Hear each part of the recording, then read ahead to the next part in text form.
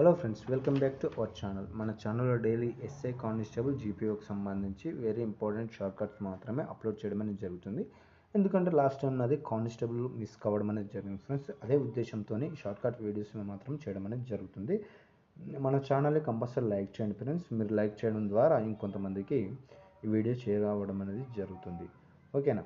అయితే వివరాలకు వెళ్తే, నానాగఢ్ శాసనం వేసినది దేవి నాగానిక.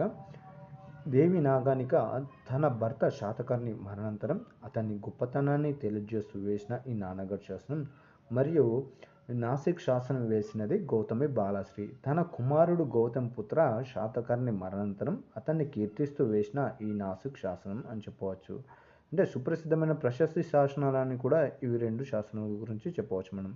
అలాగే శాతవాహనుల శాసనాల ప్రధానంగా మహారాష్ట్ర, నాసిక్, కన్ఫేరి, నానాగఢ్, అలాగే కర్లే, జూనాగఢ్, మరి ఆంధ్రప్రదేశ్లోని అమరావతి, ధరణికోట, నల్గొండ, మేకధోని, కోడవల్లి తదితర ప్రాంతాలు కూడా లభించడం అనేది జరిగింది.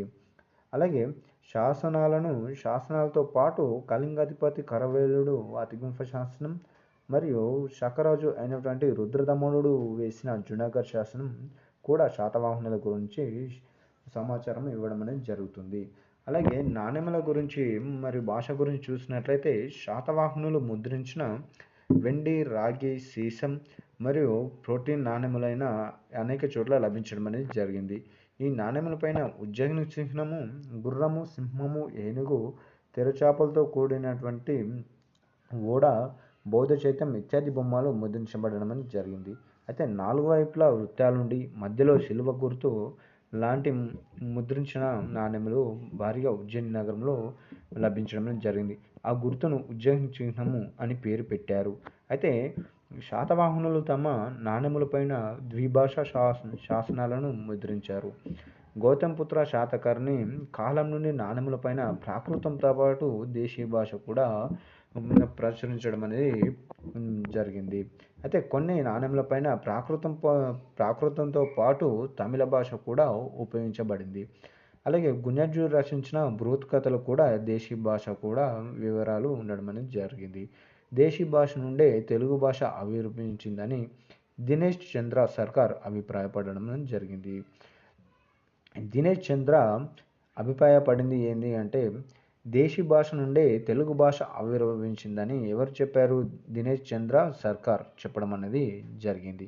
అలాగే టంకశాలలు చూసినట్లయితే, తెలంగాణలోని కొండాపూర్ మరియు గుంటూరు జిల్లాలోని నాగార్జునకొండలో ఈ శాతవాహనుల కాలం నాటి టంకశాలలు బయలుపడడం అనేది జరిగింది.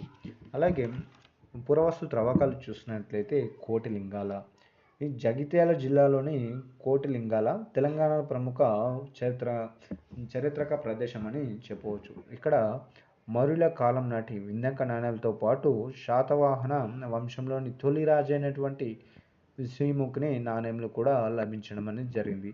ఇది గోదావరి తీరంలో నిర్మించబడిన జలదుర్గం ఇక్కడ బయలుపడిందని చెప్పవచ్చు మనము.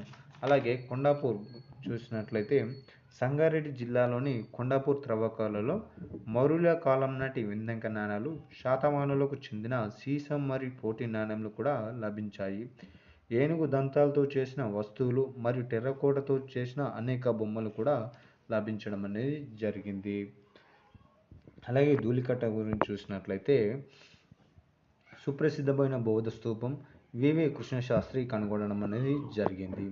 అలాగే పెద్ద మంకూరు చూసినట్లయితే, పెద్దపల్లి జిల్లా జనసాంద్రతను తెలిపే 22 మంచినీటి బావులు, ఇనుప వస్తువులు, కొలిమిలు ఇక్కడ లభించడం అనేది జరిగింది. నాగార్జునకొండ గురించి చూసినట్లయితే, గౌతమిపుత్ర శాతకర్ణి నాణెములు మరియు నాణెములు ముద్రించే దిమ్మెలు కూడా ఈ నాగార్జునకొండలో లభించడం అనేది జరిగింది.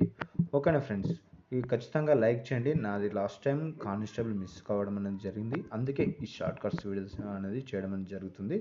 నాలాగా ఇంకెవరు జాబ్ మిస్ చేసుకోవద్దు అనే ఉద్దేశంతోనే చేయడం అనేది జరుగుతుంది. లాస్ట్ టైం నాది కానిస్టేబుల్ మిస్ అయింది, మెయిన్స్ పోయింది కాబట్టి నేను ఈ వీడియో చేస్తున్నాను. ఓకేనా? మీకు నచ్చినట్లయితే లైక్ చేయండి ఫ్రెండ్స్. Thank you.